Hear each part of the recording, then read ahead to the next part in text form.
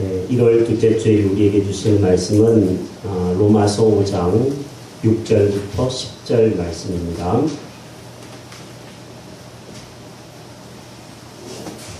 로마서 5장 6절부터 10절까지 말씀입니다.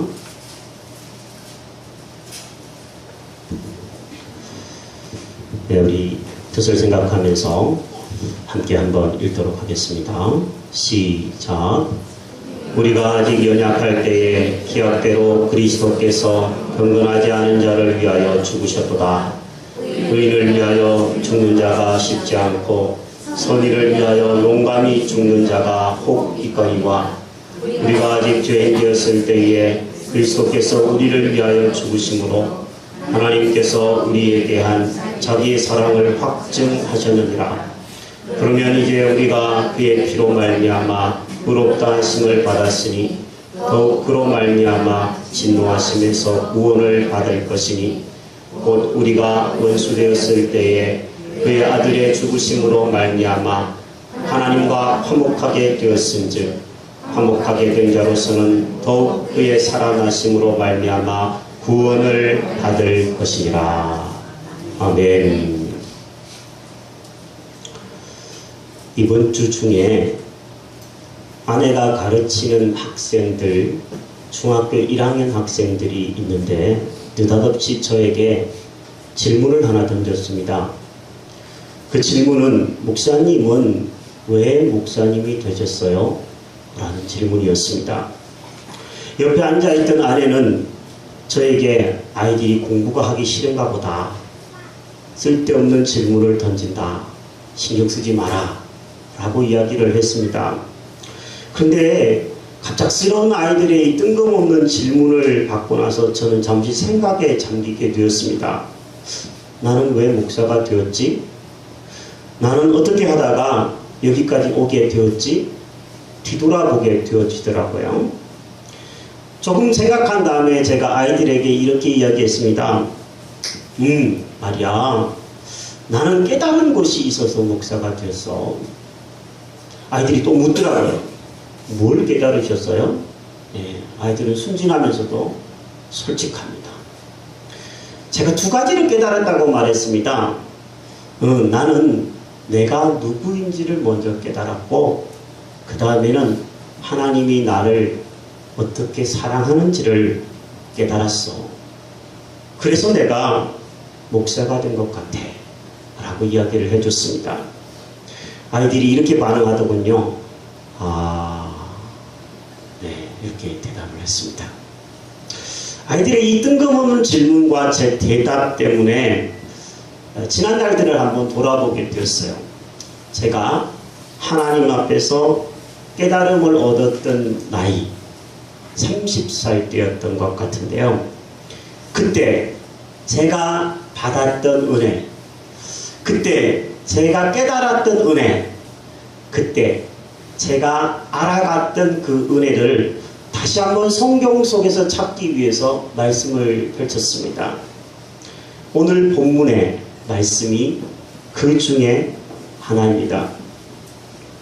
저는 14년 전에 제 모습을 여러분에게 조금 오늘 아시는 분도 있겠지만 이야기를 좀 하면서 하나님의 메시지를 묵상하려고 합니다.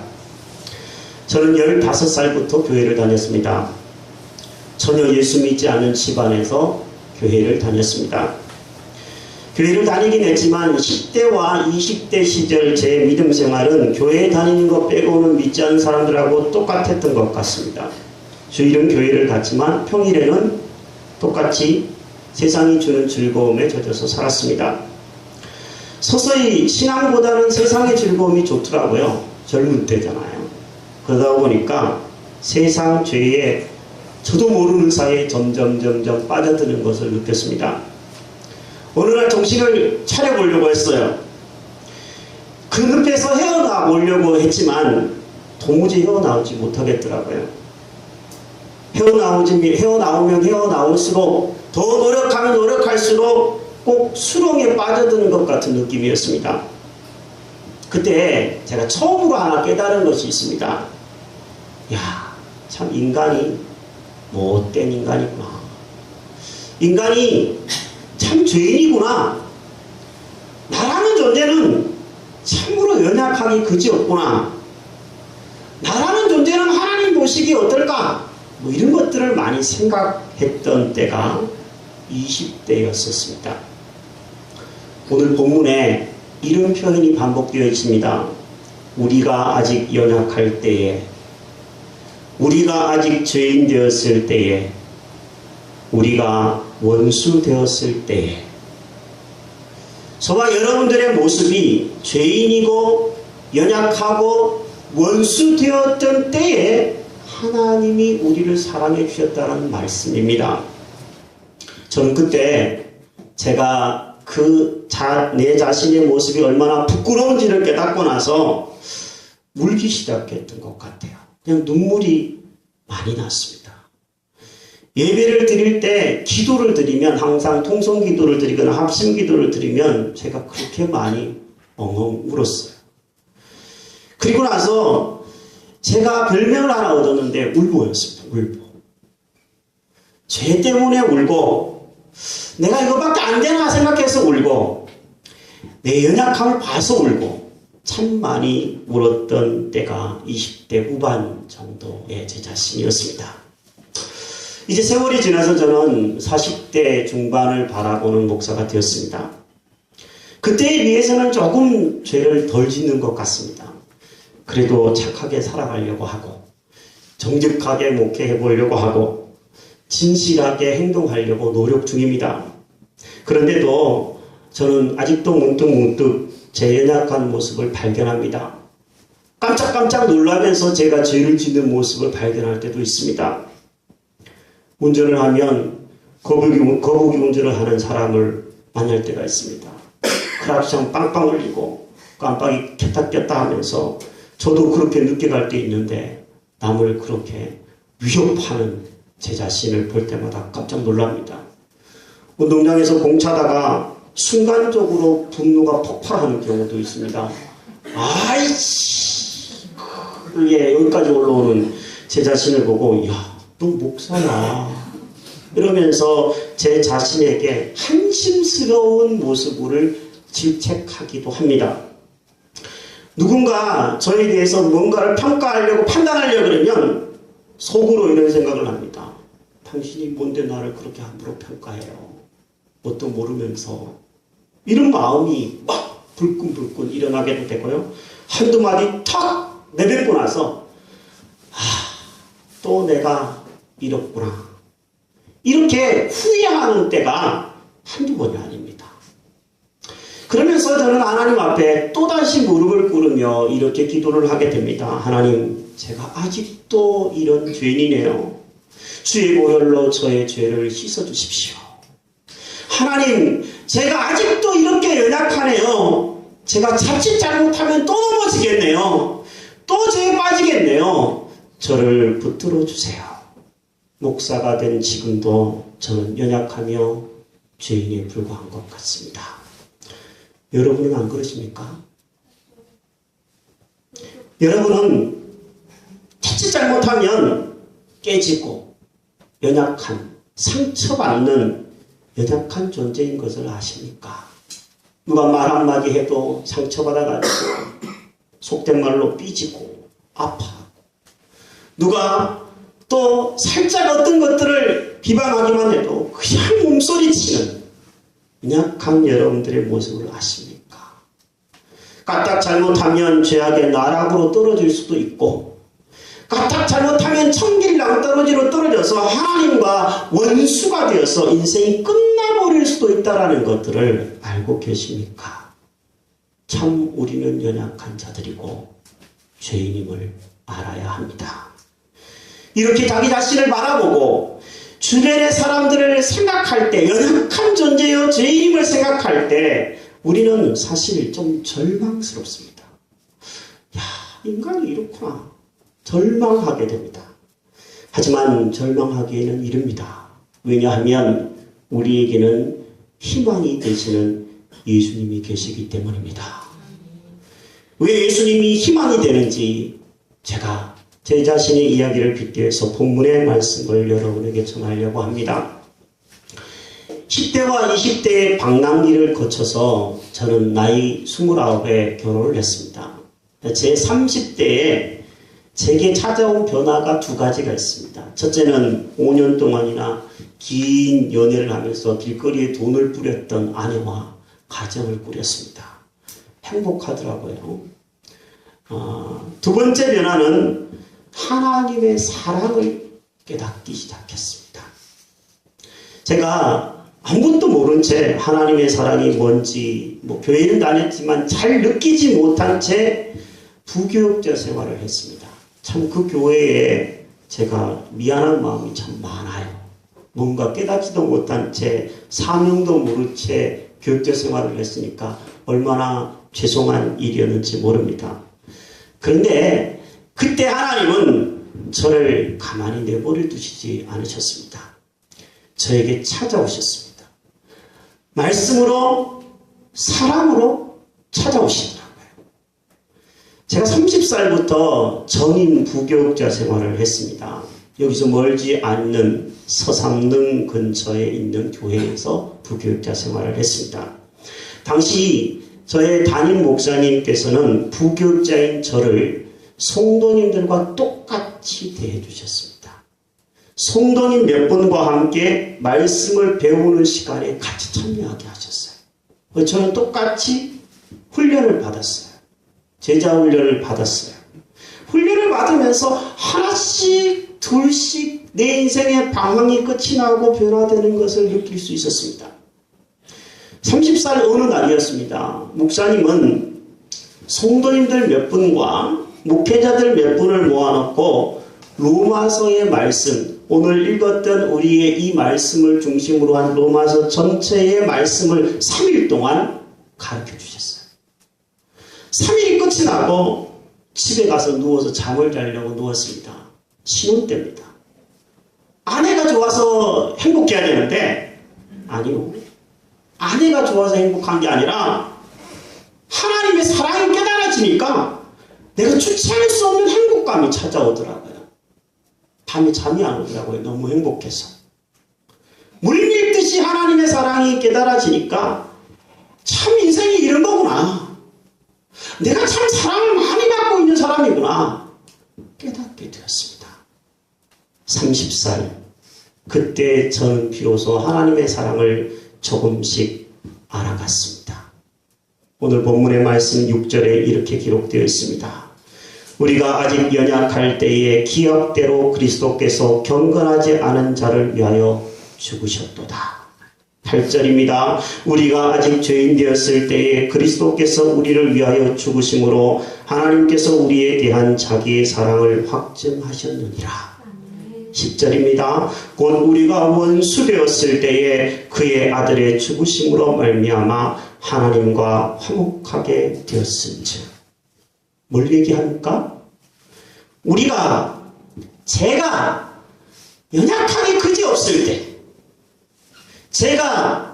우리가 죄인 되어서 허덕일 때, 여러분들이 하나님 앞에서 원수처럼 살아갈 때, 하나님은 우리를 사랑해 주셨다는 이야기입니다. 여러분, 이 사랑이 믿어지십니까? 깨달아지십니까? 그러면 여러분은 변화될 것입니다. 예수님의 사랑은 조건이 없습니다. 조건을 따지는 것이 사람의 사랑입니다. 당신이 나를 사랑해주면 나도 당신을 사랑해주겠습니다. 당신이 나를 존중해주면 저도 당신을 존중해주겠습니다. 조건적인 사랑입니다.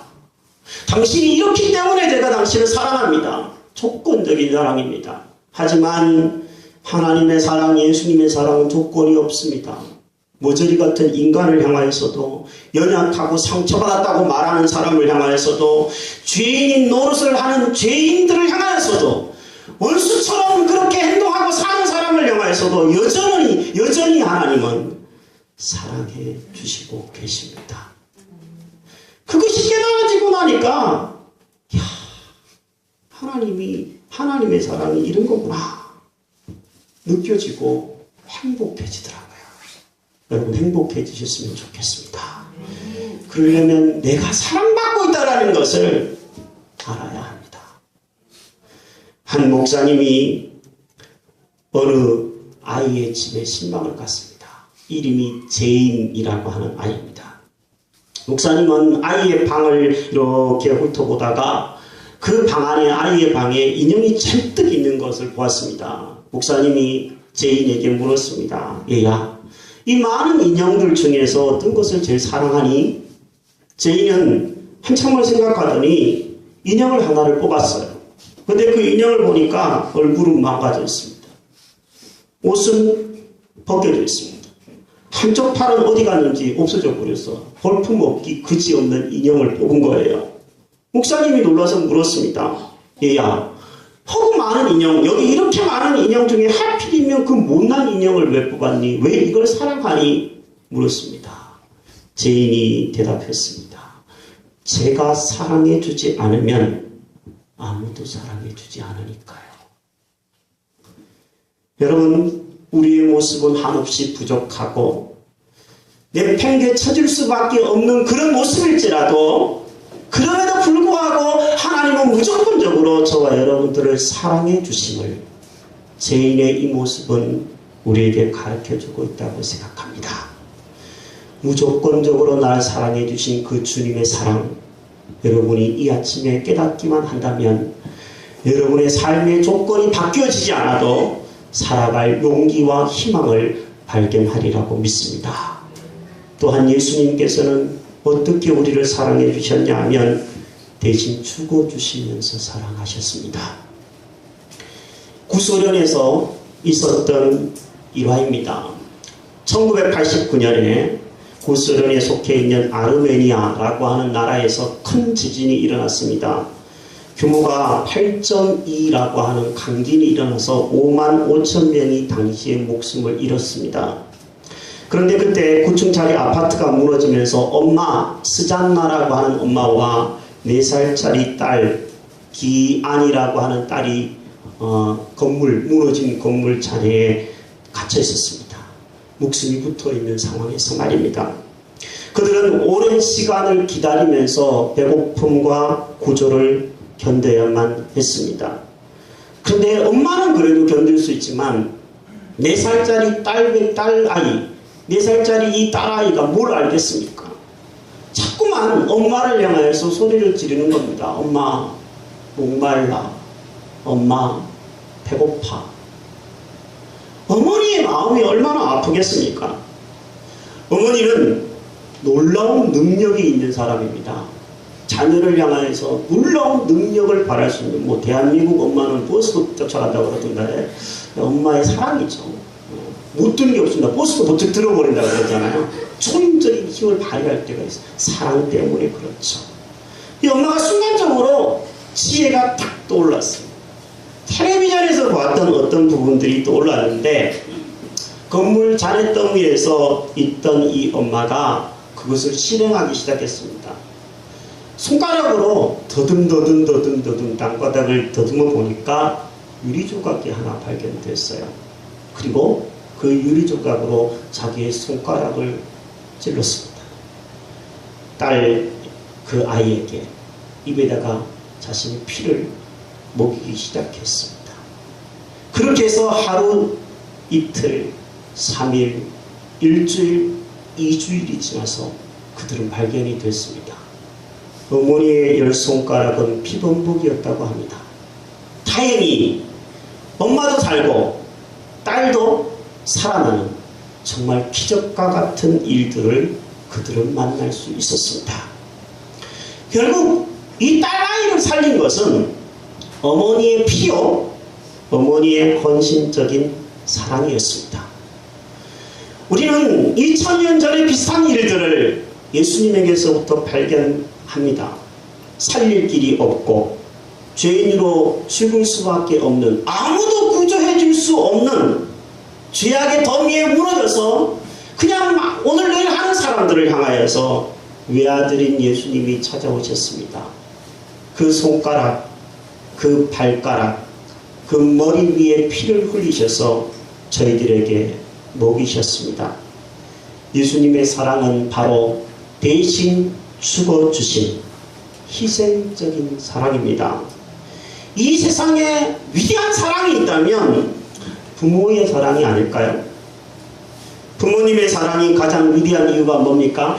무조건적으로 사랑해 주는 겁니다. 내 자식이니까 무조건 사랑해 주는 거고, 또 그 자식을 위해서 자신의 것을 아낌없이 헌신하고 희생하기 때문에 부모의 사랑은 위대합니다. 저는 1월달만 되면 아버지 떠나신 그 아버지 때문에 목이 메어 옵니다.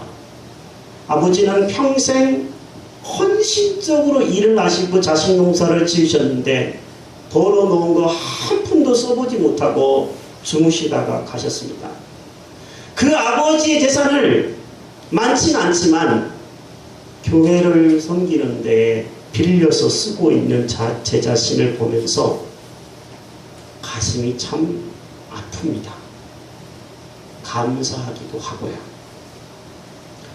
부모의 사랑이 위대하긴 하지만 저는 하나님의 사랑에 비하면 비교할 수 없다고 생각합니다.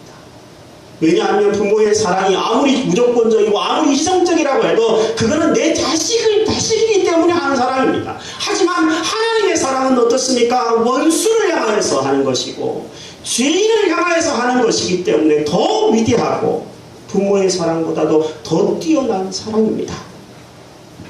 성경은 말씀합니다. 사람이 친구를 위하여 자기의 목숨을 버리면 이보다 더 큰 사랑이 없다 말씀합니다.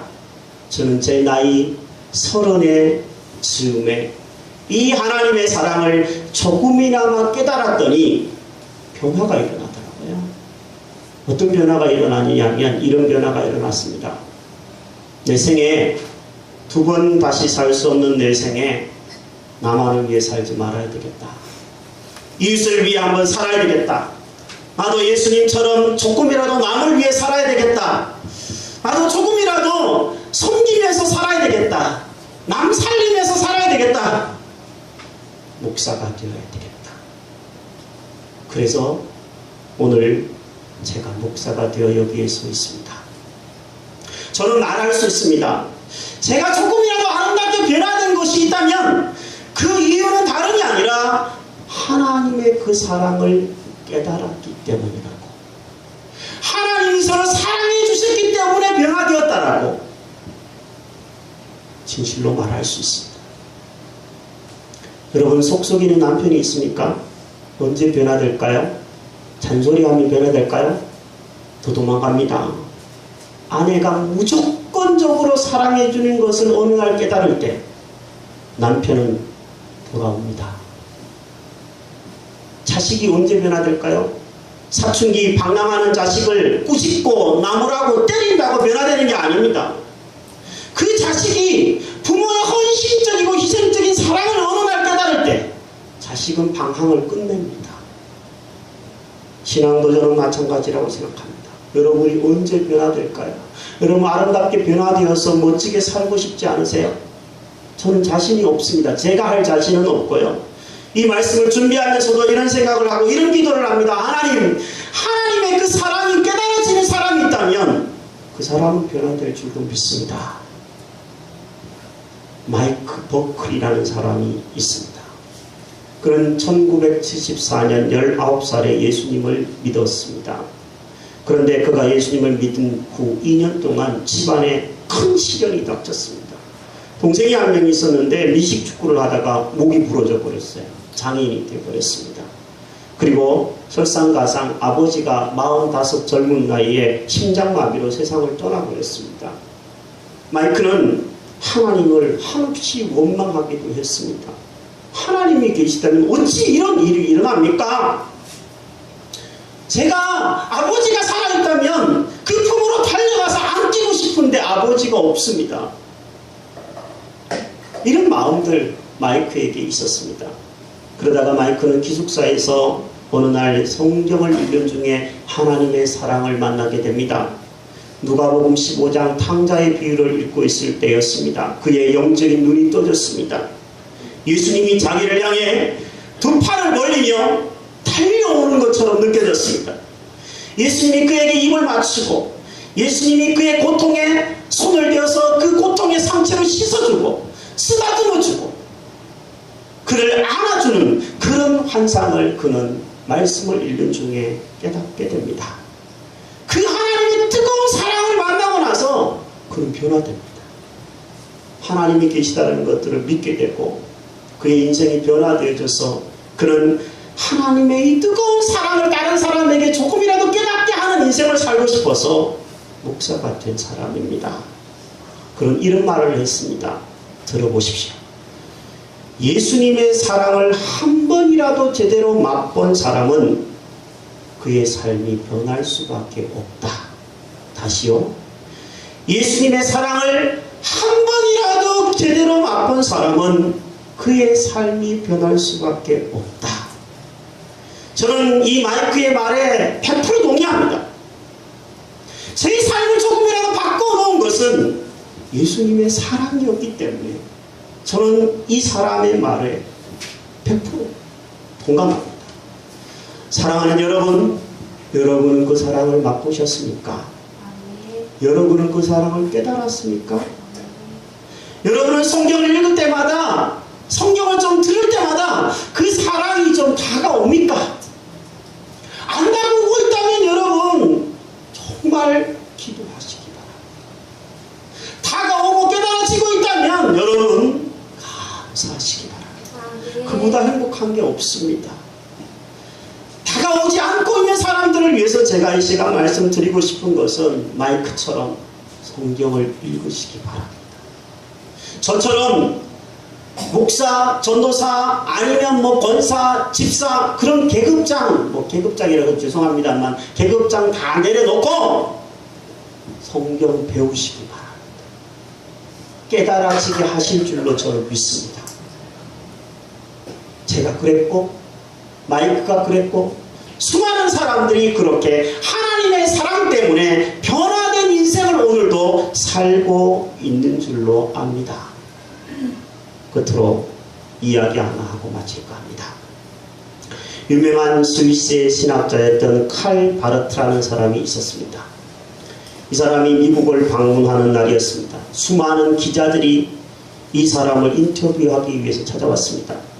세계적인 신학자가 왔으니까 인터뷰를 할 수밖에 없었겠죠. 인터뷰의 내용은 이렇습니다. 당신이 평생 동안 신학을 연구하고 신에 대해서, 하나님에 대해서 연구하면서 세계적인 신학자가 되었는데 당신이 발견한 위대한 신학은 뭡니까? 물었습니다. 근데 이때 이 세계적인 신학자였던 칼 바르트는 뜻밖에도 너무나 단순한 말을 했다고 합니다. 그 말은 이런 말이었습니다. 하나님은 나를 사랑하십니다. 성경에 그것이 기록되어 있다는 사실을 저는 발견했습니다. 그 발견이야말로 가장 놀라운 발견이었습니다. 그러면서 그는 찬송을 흥얼거렸다고 합니다. 날 사랑하신, 날 사랑하신, 날 사랑하신 성경에 쓰였네. 사랑하는 여러분, 우리의 인생에 위대한 발견들이 많이 있을 수 있겠지만 하나님의 사랑을 발견하는 것이 가장 위대한 발견이라고 저는 생각합니다. 하나님의 사랑을 발견한 사람은 구원함을 얻고 생명을 얻고 내가 사랑받는 것을 알고 남을 위해 살게 되고 이웃을 위해 살게 되고 조금이라도 손해보는 인생을 살게 될 줄로 믿습니다. 여러분과 제가 이 뜨거운 하나님의 사랑을 많이 받아서 더 깊이, 더 넓게, 더 높게 받아서 인생이 아름답게 변화되어지는 놀라운 역사가 있게 되기를 주의 이름으로 축복합니다. 같이 한번 불러볼까요? 날 사랑하신, 날 사랑하신, 날 사랑하신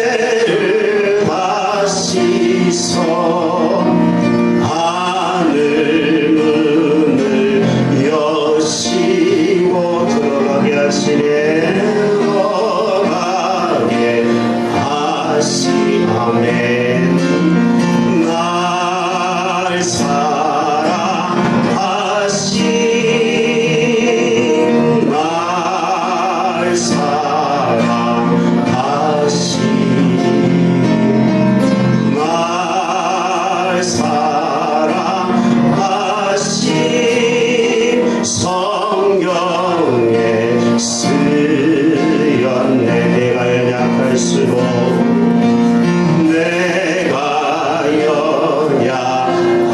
연약할수록 더 귀히 여겨주시는 주님 찬양합니다. 죄인 되었을 때, 연약할 때, 원수 되었을 때부터 나를 사랑해 주신 주님 찬양합니다. 세상 사는 동안에, 세상 사는 동안에 나와 함께 하시고, 죄인이었을 때 나를 사랑해 주셨다면 이제 하나님의 자녀가 되고 믿음으로 살려고 하는 우리를 얼마나 사랑해 주시겠습니까? 나를 사랑하여 주시니 감사합니다. 그 사랑도 받기를 원합니다. 날 사랑해 주시니 날 사랑해